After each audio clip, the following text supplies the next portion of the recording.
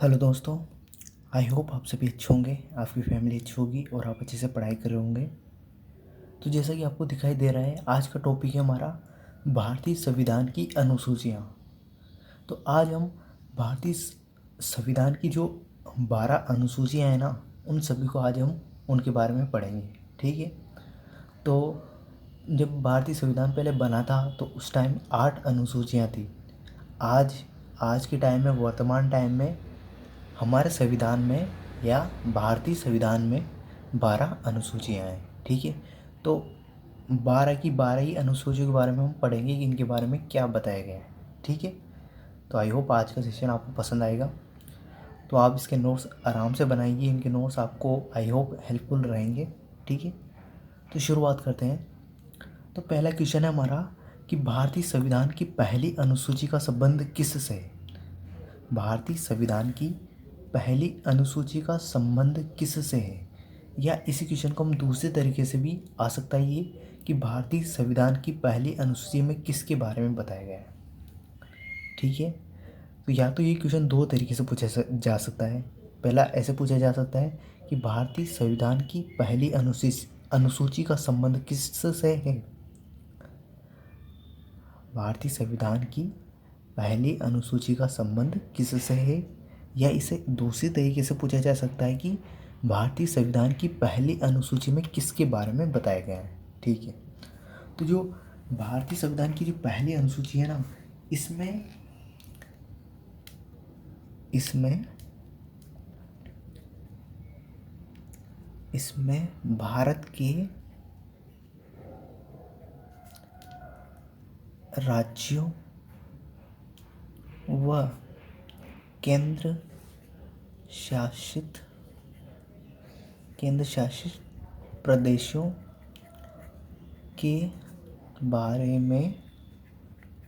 के बारे में बताया गया है। तो भारतीय संविधान की जो पहली अनुसूची है ना, उसमें भारत के राज्यों और केंद्र शासित प्रदेशों के बारे में बताया गया है। ध्यान रखना, इंपॉर्टेंट क्वेश्चन है, एग्जाम में आता है कि भारतीय संविधान की पहली अनुसूची में किसके बारे में बताया गया है, तो राज्यों और केंद्र शासित प्रदेशों के बारे में। तो आज की हम बात करते हैं तो वर्तमान में जो हमारा देश भारत है ना, इसमें 28 तो क्या है, राज्य है और 8 केंद्र शासित प्रदेश है। ठीक है। तो वर्तमान में हमारे देश भारत में 28 तो राज्य है और 8 केंद्र शासित प्रदेश है। ठीक है। क्वेश्चन नंबर सेकंड है हमारा कि भारतीय संविधान की दूसरी अनुसूची में किसके बारे में बताया गया है। ठीक है। तो भारतीय संविधान की जो दूसरी अनुसूची है, इसमें किसके बारे में बताया गया है। ठीक है। तो भारतीय संविधान की जो दूसरी अनुसूची है ना, इस अनुसूची में इसमें विभिन्न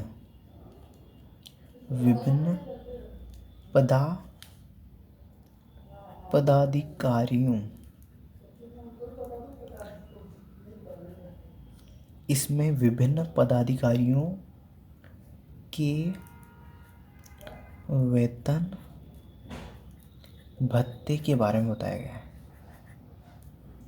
वेतन भत्ते व विशेष अधिकार के बारे में बताया गया है। तो एग्जाम में क्वेश्चन आएगा कि भारतीय संविधान की दूसरी अनुसूची में किसके बारे में बताया गया है। तो इसमें जो पदाधिकारियों को वेतन भत्ते के बारे में बताया गया है। विभिन्न पदाधिकारियों के वेतन भत्ते के बारे में दूसरी अनुसूची में बताया गया है। अब ये पदाधिकारी होते कौन है, कौन कौन से होते हैं, तो ध्यान रखना, वेतन भत्ते किनके बारे में बताया है। एक तो भारत का राष्ट्रपति,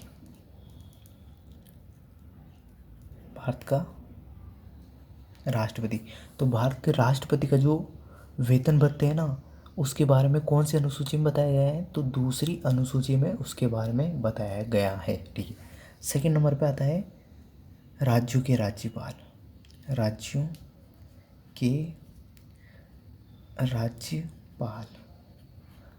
राज्यपाल का वेतन या भत्ते किस अनुसूची में इनके बारे में बताया गया है, तो दूसरी अनुसूची। ठीक।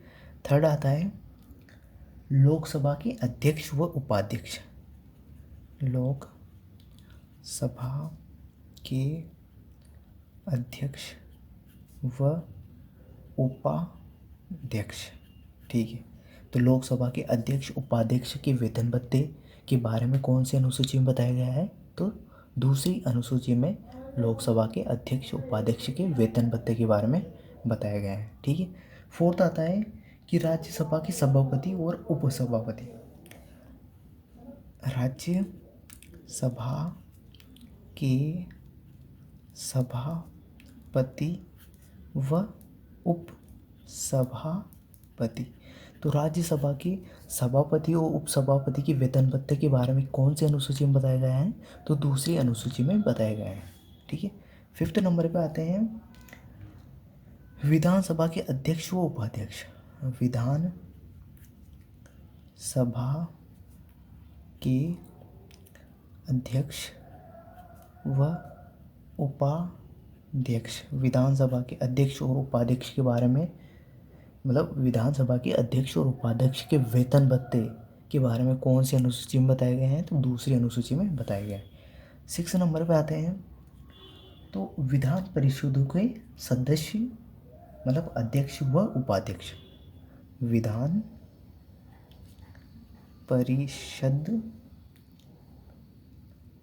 परिषदों के अध्यक्ष व उपाध्यक्ष। तो जो विधान परिषद होती है ना, उनके अध्यक्ष व उपाध्यक्ष के वेतन भत्ते के बारे में कौन सी अनुसूची में बताया गया है? तो दूसरी अनुसूची में बताया गया है। ठीक है, 7 नंबर पे आते हैं, तो सर्वोच्च न्यायालय,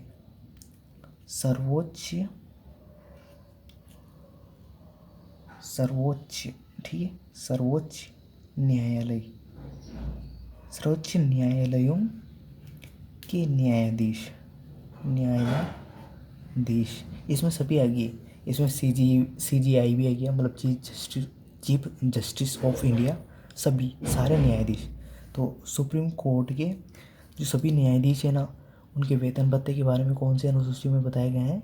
तो दूसरी अनुसूची में सुप्रीम कोर्ट के न्यायाधीशों के वेतन भत्ते के बारे में बताया गया है। ठीक है, 8 नंबर पे आते हैं अपन, तो 8 नंबर पे है हाई कोर्ट के न्यायाधीश। हाई कोर्ट मतलब उच्च न्यायालय, हाई कोर्ट है ना, उच्च न्यायालय के न्यायाधीश। तो हाई कोर्ट जिसको हम बोलते हैं उच्च न्यायालय, तो उच्च न्यायालय के जो न्यायाधीश होंगे ना सारे, उनके वेतन भत्ते के बारे में कौन सी अनुसूची में बताया गया है? तो वो दूसरी अनुसूची में उसके बारे में बताया गया है। ठीक है, 9 नंबर पे आते हैं, तो 9 नंबर है हमारा भारत का नियंत्रक व महालेखक परीक्षक। भारत का नियंत्रक व महालेखा परीक्षक। जो भारत का जो नियंत्रक और महालेखा परीक्षक होता है ना, उसके वेतन भत्ते के बारे में किस में बताया गया है? तो वो दूसरी अनुसूची में बताया गया है। इसको बोलते हैं CAG। ठीक है, CAG बोलते हैं इसको, CAG। ठीक है, कंट्रोलर ऑडिटर जनरल। ठीक है, कंट्रोलर ऑडिटर जनरल। तो भारत का नियंत्रक व महालेखक परीक्षक। तो ये जो सारी चीज़ें हैं ना मैंने बताई, जैसे भारत का राष्ट्रपति हो गया, राज्यों के राज्यपाल हो गए, लोकसभा के अध्यक्ष उपाध्यक्ष, राज्यसभा के सभापति उपसभापति, विधानसभा के अध्यक्ष उपाध्यक्ष, ये सारे ही इनके जो वेतन भत्ते हैं ना, इनको कितनी सैलरी मिलनी चाहिए और सैलरी के अलावा क्या चीज़ें दी जाती है, इनके बारे में दूसरी अनुसूची में बताया गया है। ठीक है, तो क्वेश्चन नंबर 3 पे चलते हैं अपन।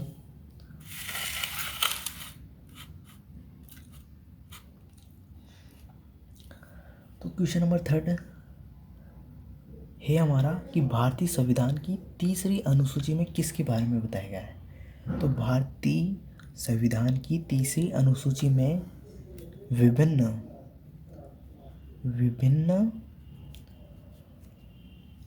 उम्मीदवारों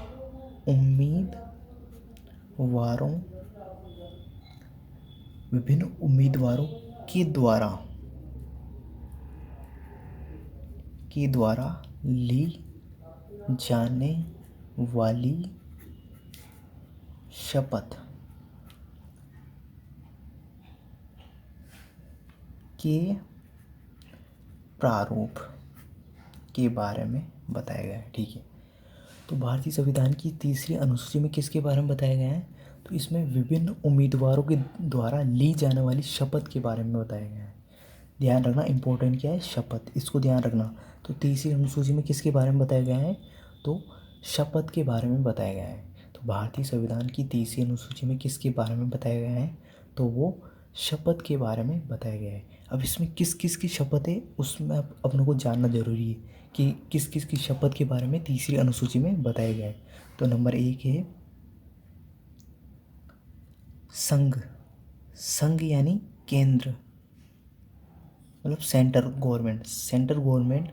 संघ यानी केंद्र के मंत्री। संघ या केंद्र के, ठीक है, संघ को ही बोलता है केंद्र। सेंट्रल गवर्नमेंट नहीं होती क्या, उसके जो मंत्री है ना, उसकी शपथ के बारे में कौन सी अनुसूची में बताया गया है? तो उसकी शपथ के बारे में तीसरी अनुसूची में बताया गया है। ठीक है, सेकंड पे चलते अपन। तो राज्य मंत्री, राज्य मंत्री होते हैं ना, उनकी शपथ के बारे में कौन सी अनुसूची में बताया गया है? तो थर्ड अनुसूची में, तीसरी अनुसूची में इसके बारे में बताया गया है। ठीक है, सेकंड पे चलते अपन।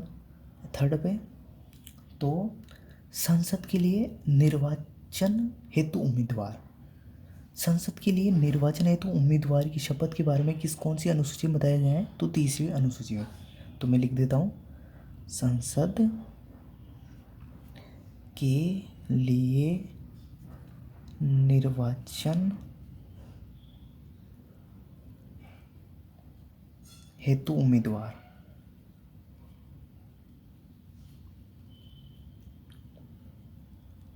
उम्मीदवार, ठीक है ना, उम्मीदवार देख लेना अच्छे से। उम्मीदवार, संसद के लिए निर्वाचन हेतु उम्मीदवार, है ना, उम्मीदवार।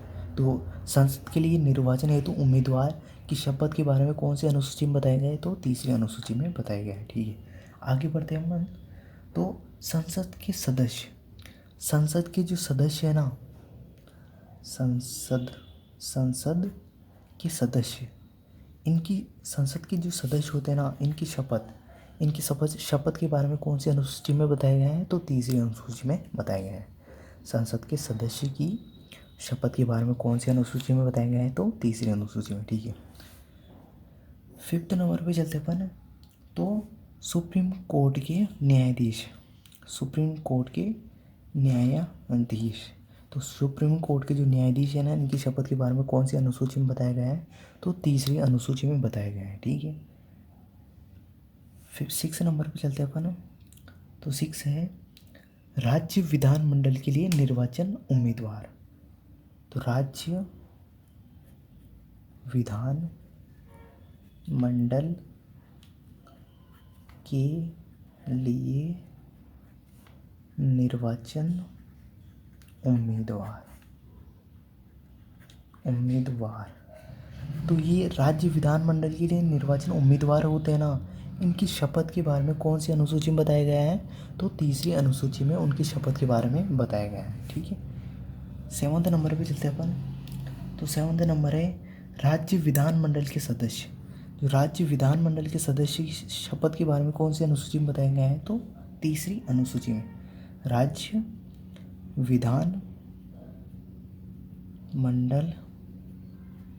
विधानमंडल के सदस्य। तो राज्य विधानमंडल के सदस्य की शपथ के बारे में कौन सी अनुसूची में बताया गया है? तो तीसरी अनुसूची में। ठीक है, 8th पे चलते हैं अपन। तो 8th है हाई कोर्ट के न्यायाधीश।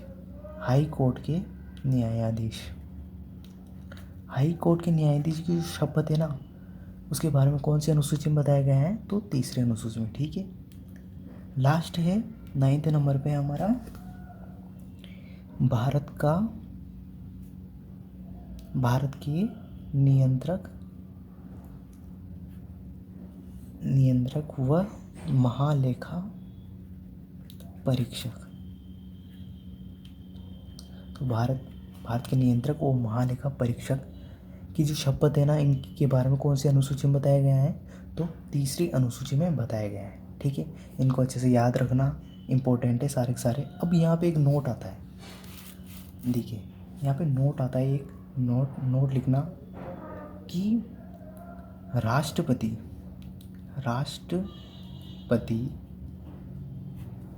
उपराष्ट्रपति, उपराष्ट्रपति व राज्यपाल, इन तीनों की जो शपथ है ना, इसका उल्लेख अनुसूची 3 में नहीं है। राष्ट्रपति, उपराष्ट्रपति और राज्यपाल की शपथ का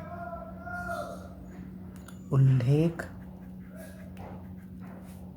तीसरी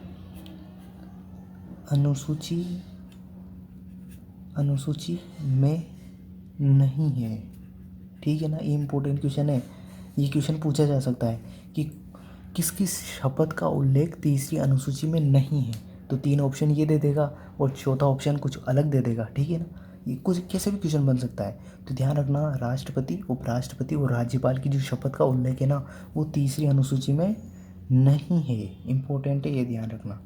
तो आई होप ये थर्ड तक, फर्स्ट, सेकंड और थर्ड जो शेड्यूल है, हमारी अनुसूचियाँ हैं, आपको क्लियर होगी। तो आगे बढ़ते हैं। तो फोर्थ क्वेश्चन है हमारा कि भारतीय संविधान की चौथी अनुसूची के बारे में, मतलब चौथी अनुसूची में किसके बारे में बताया गया है, कि भारतीय संविधान की चौथी अनुसूची में किसके बारे में बताया गया है। तो भारतीय संविधान की जो चौथी अनुसूची है ना, उसमें किसके बारे में बताया गया है। तो चौथी जो अनुसूची है ना, इसमें राज्यों व केंद्र शासित प्रदेशों में राज्यसभा की सीटों के आवंटन के बारे में बताया गया है। इसमें राज्य व केंद्र शासित प्रदेशों में राज्यसभा की सीटों के आवंटन के बारे में बताया गया है। तो मैं लिख देता हूँ, इसमें राज्य व केंद्र शासित प्रदेशों में राज्यसभा की सीटों के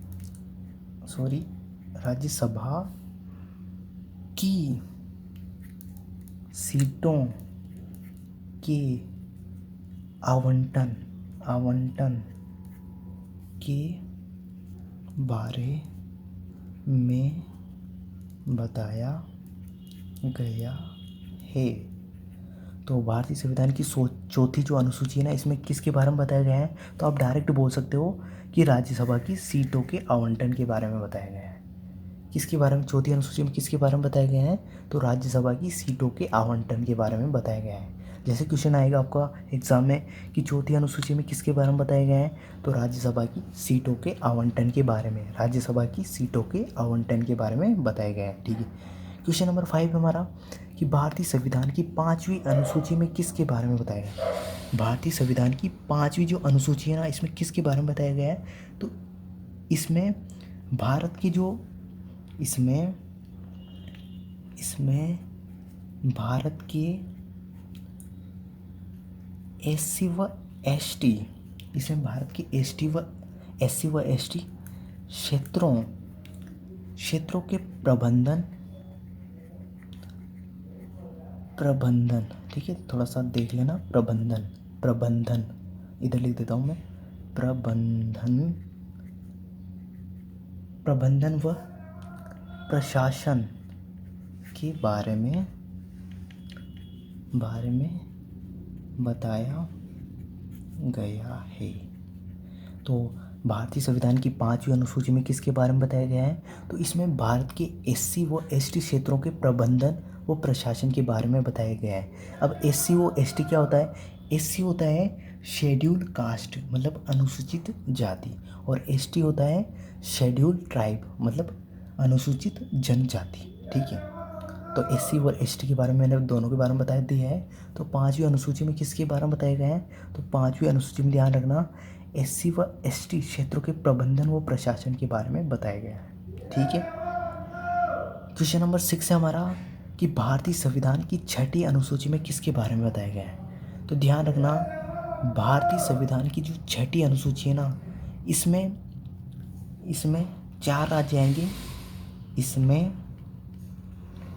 असम, मेघालय, मिजोरम और त्रिपुरा। ध्यान रखना इम्पोर्टेंट है, इसमें छठी अनुसूची में असम, मेघालय, मिजोरम और त्रिपुरा के एसटी मतलब शेड्यूल्ड ट्राइब मतलब अनुसूचित जनजाति, शेड्यूल्ड ट्राइब मतलब अनुसूचित जनजाति, एसटी क्षेत्रों के प्रबंधन व प्रशासन के बारे में बताया गया है। ठीक है, तो भारतीय संविधान की छठी अनुसूची में किसके बारे में बताया गया है? तो इसमें असम, मेघालय, त्रिपुरा और मिजोरम। असम, मेघालय, मिजोरम, त्रिपुरा कैसे बोल सकते हैं कि एसटी क्षेत्रों के प्रबंधन व प्रशासन के बारे में बताया गया है। ठीक है, क्वेश्चन नंबर 7 पे चलते हैं। तो क्वेश्चन नंबर 7 हमारा कि भारतीय संविधान की 7वीं अनुसूची में किसके बारे में बताया गया है? तो भारतीय संविधान की जो 7वीं अनुसूची है ना, इसमें जो है ना केंद्र और राज्य के मध्य शक्तियों के बंटवारे में के बारे में बताया गया है। इसमें केंद्र व राज्य के मध्य शक्तियों के बंटवारे के बारे में बताया गया है। तो ध्यान रखना, भारतीय संविधान की जो 7वीं अनुसूची है ना, इसमें किसके बारे में बताया गया है? तो इसमें केंद्र और राज्य के मध्य शक्तियों के बंटवारे के बारे में बताया गया है। ठीक है, तो इसके तहत क्या होता है कि इसके लिए अब ये बंटवारा कैसे किया जाए? तो इसके लिए 3 सूचियाँ बनाई गई। ठीक है, अब राज्य और केंद्र के मध्य शक्तियों का बंटवारा कैसे किया जाए? तो इसके लिए 3 सूचियाँ बनाई गई। ठीक है, सूची। ठीक है, सूची। तो 3 सूची कौन कौन सी हैं? तो अपन देखते हैं, तो ऐसे कर लेते हैं, इसे बना लेते हैं। एक आई हमारी संघ सूची। ठीक है, संघ सूची आएगी। एक आएगी हमारी राज्य सूची और एक आएगी हमारी समवर्ती सूची।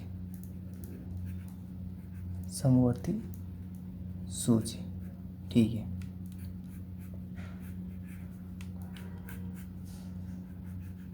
तो इनके मध्य शक्ति का बंटवारा कैसे किया जाए? तो इसके लिए 3 सूचियाँ बनाएगी, संघ सूची, राज्य सूची और समवर्ती सूची। संघ सूची को बोलते हैं इंग्लिश में यूनियन लिस्ट। राज्य सूची को बोलते हैं स्टेट लिस्ट। ठीक है, और समवर्ती सूची को बोलते हैं कॉन्क्रीट लिस्ट। ठीक है, कॉन्क्रीट लिस्ट। तो ठीक है, अब क्या है, इसमें विषय कितने कितने हैं? मतलब विषय के बारे में बात करते हैं। तो संघ सूची में कितने विषय है? संघ सूची में कितने विषय के बारे में बताया गया है? तो इसमें वर्तमान में 100 विषय के बारे में बताया गया है। ठीक है, राज्य सूची में वर्तमान में 61 और समवर्ती सूची में वर्तमान में कितने विषय है? तो 52 है। ये वर्तमान की बात है। ठीक है, तो वर्तमान में 100 विषय वाली सूची कौन सी है? तो संघ सूची है। 61 विषय वाली सूची कौन सी है? तो राज्य सूची है। और 52 विषय वाली सूची कौन सी है? तो समवर्ती सूची है। अब इसकी बात करें अपन, तो मूल जब संविधान बना था ना, तो मूल में कितने विषय थे? तो मूल में इस वाली संघ सूची में कितने थे? और राज्य और इसमें, तो मूल में थे इसमें 97, इसमें 3 बढ़ा दिए, 97 थे मूल। जब हमारा संविधान बन के तैयार हुआ था ना, तो उस टाइम इसमें 97 विषय थे। ठीक है, इसमें मूल में कितने थे? तो इसमें थे 66 इसमें घटा दिए गए हैं, 5 कम कर लिए, ठीक है। और इसमें मूल में थे 47, ठीक है, इसमें बढ़ा दिए गए हैं। तो ध्यान रखना, वर्तमान में विषय कितने हैं संघ सूची में, तो 100 विषय है। राज्य सूची में 61 है और समवर्ती सूची में 52 है। और जो मूल संविधान जब बना था तो संघ सूची में थे 97, 97, राज्य सूची में थे 66 और समवर्ती सूची में थे 47, ठीक है। अब कानून बनाने का अधिकार किसके पास है, ठीक है। कानून बनाने थोड़ा सा कानून बनाने का अधिकार, तो जो ये संघ सूची के विषय है ना 100, इन पे कानून कौन बना सकता है, तो इनमें कानून बनाएगा केंद्र सरकार। केंद्र सरकार कानून बना सकती है इनमें। तो ये है ना, ये 100 विषय अभी वर्तमान में तो 100 ही है। तो इसमें जो कानून बनाने का जो अधिकार है ना वो किसके पास है, केंद्र के पास है, ठीक है। और जो ये 61 विषय है ना, इनमें इन पर जो कानून बनाने का जो अधिकार है ना वो किसके पास है, राज्य के पास है, ठीक है। अब ये जो समवर्ती सूची है ना, इसमें ये जो 52 विषय है ना, इन पे कानून बनाने का अधिकार दोनों को होता है, केंद्र व राज्य दोनों को, केंद्र व राज्य दोनों को अधिकार होता है। पर जैसे विवाद हो गया, ठीक है, विवाद की स्थिति में केंद्र प्रभावी रहता है, मतलब केंद्र की जो बात कहेगा ना केंद्र वही मानी जाएगी, ठीक है। तो विवाद की स्थिति में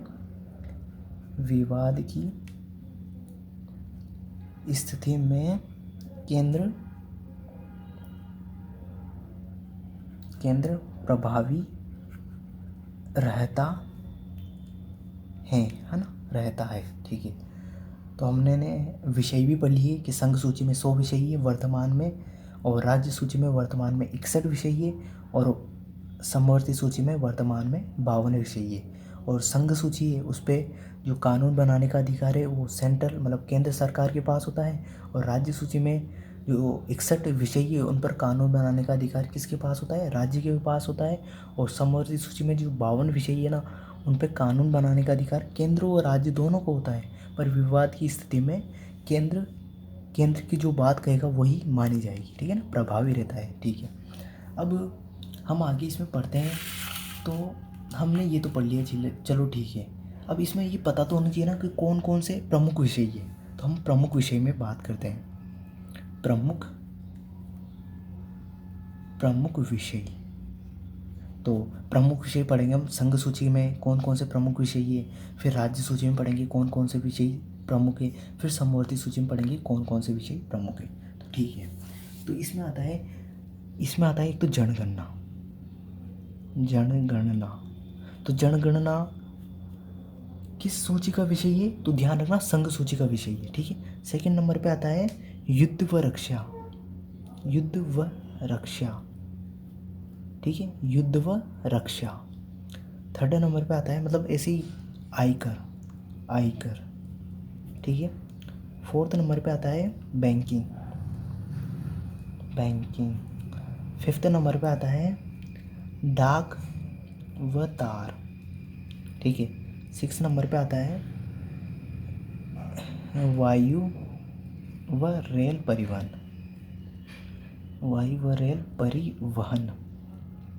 रेल परिवहन और वायु मतलब वो जैसे एयरलाइन नहीं होती क्या, जैसे एक देश से दूसरे देश में ले जाने के लिए वो वाली है ना। तो और एक लास्ट आता है विदेश नीति।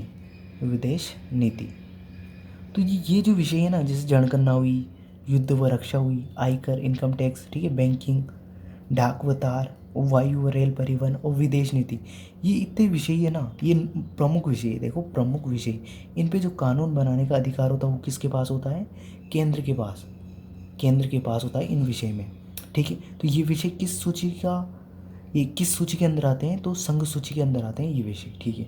अब ऐसे ही राज्य सूची के बारे में पढ़ेंगे। तो राज्य सूची में आता है स्थानीय स्वशासन,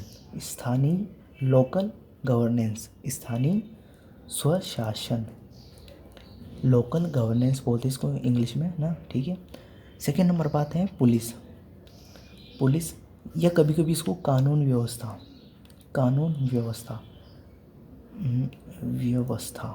ठीक है। तो कभी कभी क्या होता है कि ऐसे पूछ लिया जाता है कि कानून व्यवस्था किस सूची से संबंधित है, कानून व्यवस्था किस सूची का विषय है, या तो ऐसे पूछ लेगा, या कानून व्यवस्था किस सूची में आता है, तो ये राज्य सूची में आता है। ठीक है। थर्ड पे चलते अपन, पुलिस के बारे में पूछ सकता है। ठीक है, या तो ये पूछेगा या ये पूछेगा। ठीक है, या फिर ये पूछ लेगा, कोई सा पूछ सकता है। इसमें आता है थर्ड कृषि। फोर्थ नंबर पे आता है सिंचाई, और फिफ्थ नंबर पे आता है भू राजस्व। तो ये जो भू राजस्व, तो ये है ना स्थानीय स्वशासन, पुलिस या कानून व्यवस्था, कृषि, सिंचाई और भू राजस्व, ये राज्य सूची के विषय है और इनमें कानून बनाने का अधिकार किसको है? राज्य को। ध्यान रखना, इम्पोर्टेंट है ये। अब आता है समवर्ती सूची। तो समवर्ती सूची में आता है जनसंख्या व परिवार नियोजन। जनसंख्या व परिवार नियोजन। देखो, जनगणना और जनसंख्या में अंतर है। ठीक है, जनगणना संघ सूची का विषय है जिसमें केंद्र सरकार को कानून बनाने का अधिकार होता है। ठीक है, और जनसंख्या व परिवार नियोजन ये समवर्ती सूची का विषय है, इसमें केंद्र व राज्य दोनों को कानून बनाने का अधिकार होता है। ठीक है। सेकंड नंबर पे आता है विवाह व तलाक। विवाह व तलाक। ठीक है, marriage and divorce. Third number पे आता है आर्थिक नियोजन।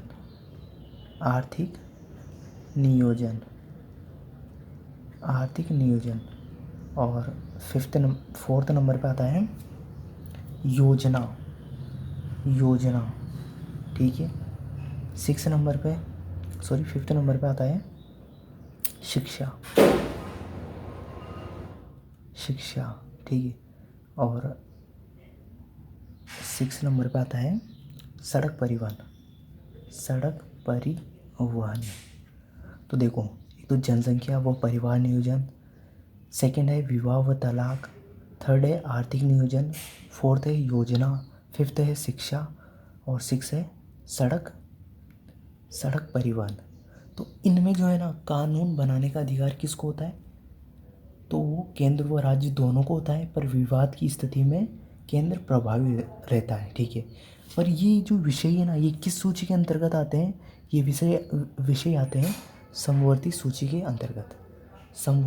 के अंतर्गत आते हैं। ठीक है। अब आगे बढ़ते हम।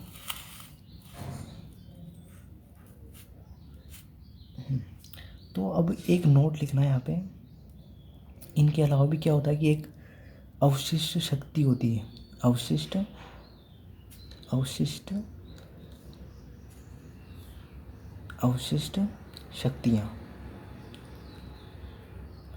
शक्तियाँ।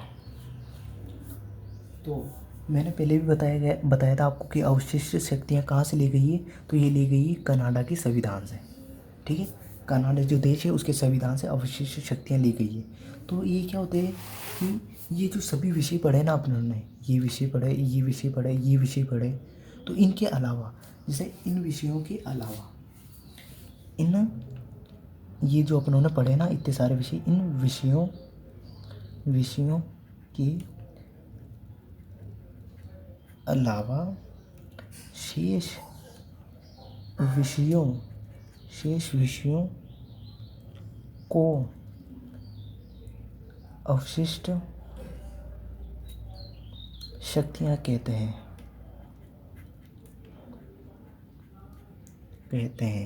जैसे एग्जांपल में दूँ ना आपको, तो जैसे साइबर क्राइम हो गया, ठीक है।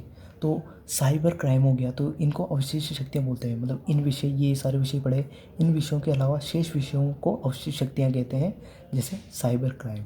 और इस साइबर क्राइम में ना, इस पर कानून बनाने का अधिकार किसको होता है? तो इसको कानून बनाने का अधिकार होता है